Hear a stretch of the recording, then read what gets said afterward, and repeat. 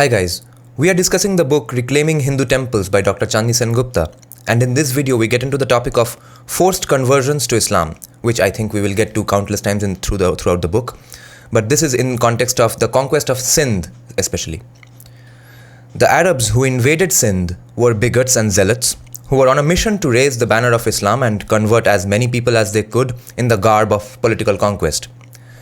Muhammad bin Qasim and his band of ruthless marauders left no stone unturned to convert the Hindus and Buddhists to Islam.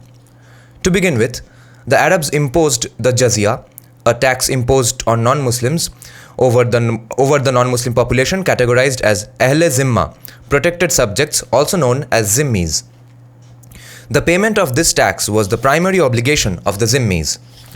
The imposition of jizya resulted in mass conversions because a lot of people could not afford to pay jizyas, and Zimmi is not an ancient concept, nor is it now obsolete.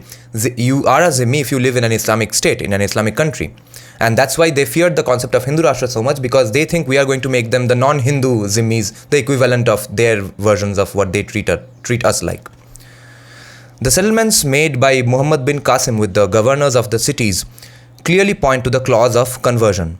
For instance, in the settlement made with the city of Brahmanabad, it was clearly stated that those who convert to Islam will not be enslaved and will not be subject to payment of the jizya. The religious zeal of Muhammad bin Qasim is evident from the fact that he had sent some emissaries to Brahmanabad to invite people to submit to Islam. The emissaries were also instructed to make sure that the people of the area understand the repercussions of not accepting Islam. The ones who did not want to relinquish their faith were divided into three categories. The first category were to pay 48 dirham of silver, the second category had to pay 24 dirhams, and the third category had to pay 12 dirhams. This is documented from Chachnama in page 208 to 209. The imposition of the jizya was therefore a means of encouraging the non-Muslims to convert to Islam. The Arabs aimed at accomplishing the complete subjugation and conversion of the people of Sindh, and the jizya was a potent instrument used by them and the later Islamic invaders to convert the Hindus to Islam. Hindus and Buddhists were humiliated by collectors of the tax and insulted inhumanely. Many converted to Islam to escape the tax and the humiliation. The justice system established by the Arabs was also a mechanism to convert the Zimmis to Islam. The public tribunals set up by the Arabs discriminated on the basis of religion, and the qazis extorted from the non-Muslims and often misbehaved with them. Muhammad bin Qasim's first act of religious bigotry was the forced conversion of the Brahmans of Debul. The Brahman men were circumcised. When they objected to this, all men above the age of 17 were killed and women and children were enslaved.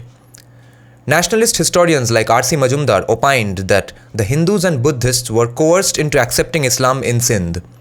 As per the strictures of Islam, all non-Muslims were considered to be enemies and the ultimate goal was to exterminate them completely. Majumdar writes in 456. Most nationalist historians have opined that the introduction of Islam in the region completely changed the religious fabric of Sindh and led to permanent enslavement of the people. Muslim and some Western historians, on the other hand, have tried to assert that the conversions were mostly voluntary in nature. So all these years, invasions kept happening. No one ever changed their religions. Only when Islamic invaders came, they voluntarily changed their religion. And that no mass conversion ever took place in Sindh.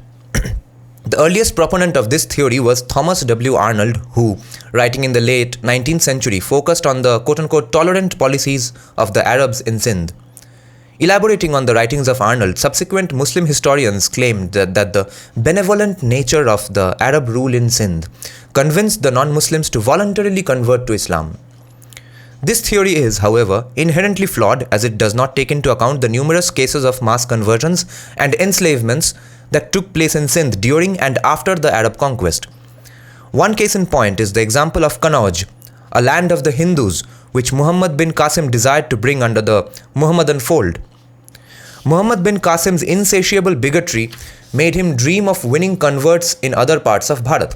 A lot of Bengali Brahmins have come from Kannauj, and they are absolutely Bengalis today, but they have this civilizational memory among their families that they had come from Kannauj in some point of time, but they don't exactly know why.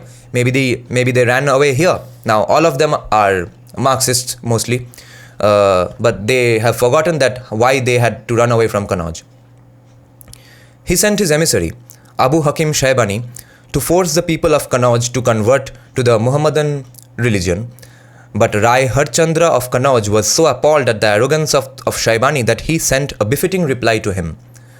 The Rai also instructed him to go back to his master and make it clear that neither he nor the people of Kannauj would accept Islam, and that he would be ready to fight against the Arab invader if such a situation arose. Chachnama provides a detailed account of the refusal of Rai Harchandra.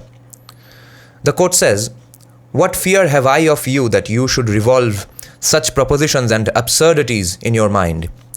It is not proper to send an envoy to prison, otherwise for this speech and for this impossible claim you would deserve such treatment.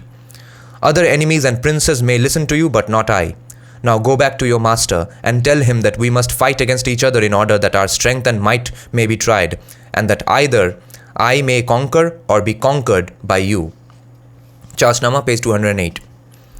An analysis of this passage not only clarifies the strong stance taken by the Hindu Raja of Kannauj, but also points to the fact that the main motive of the Islamic army led by Muhammad bin Qasim was to spread Islam far and wide in Bharat, a dream which fortunately he could not fulfill.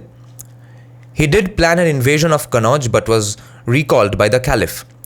The refusal of Rai Harchandra is perhaps one of the most significant examples of the refusal of Hindus to accept Islam even in the face of imminent danger.